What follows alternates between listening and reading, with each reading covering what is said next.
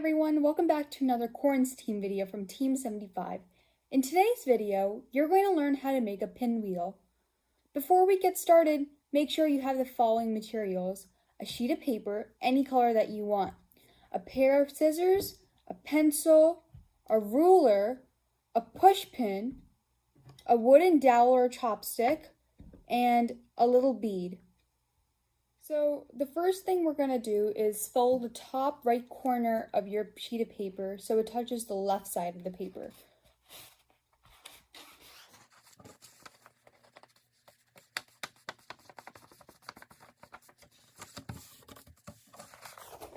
Like so. The next thing you're going to do is grab your pair of scissors and cut this excess part out.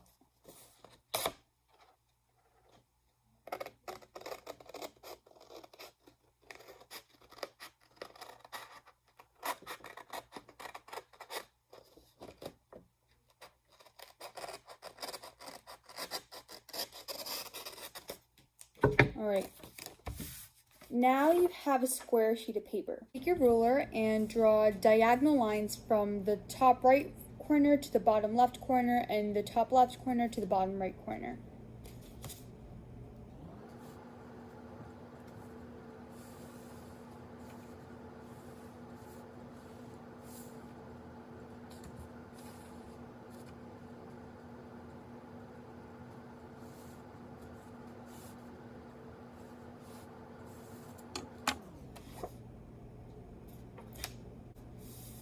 After you finish that, make marks on each of the diagonals to figure out where you should stop cutting. So you have your center point right there. You want to stop cutting about, I'd say, 1.5 inches from your center point. So mark that with your ruler.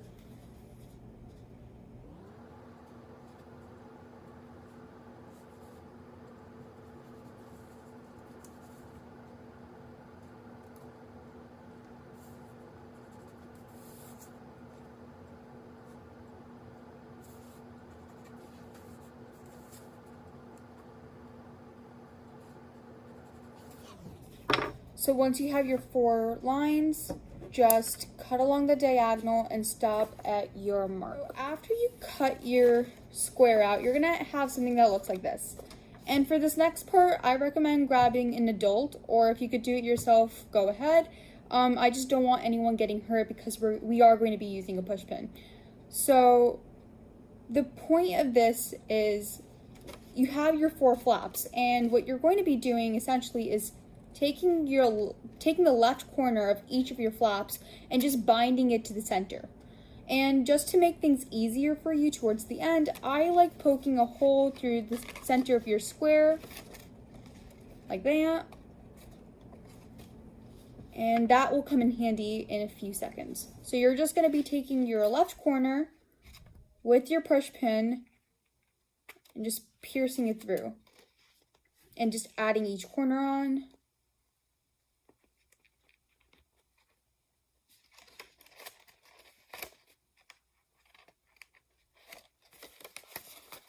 Last one. All right, and you know that hole we poked just a few seconds earlier? Now push through that, and you're almost done. So just hold on to your pinwheel like this, and add a bead to the back of your push pin, just to make it spin easier.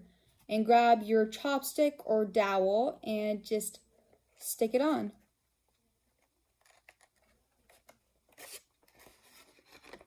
And there you have it, folks, your very own pinwheel. And doesn't this look a little familiar? That's because a pinwheel is basically just a mini windmill.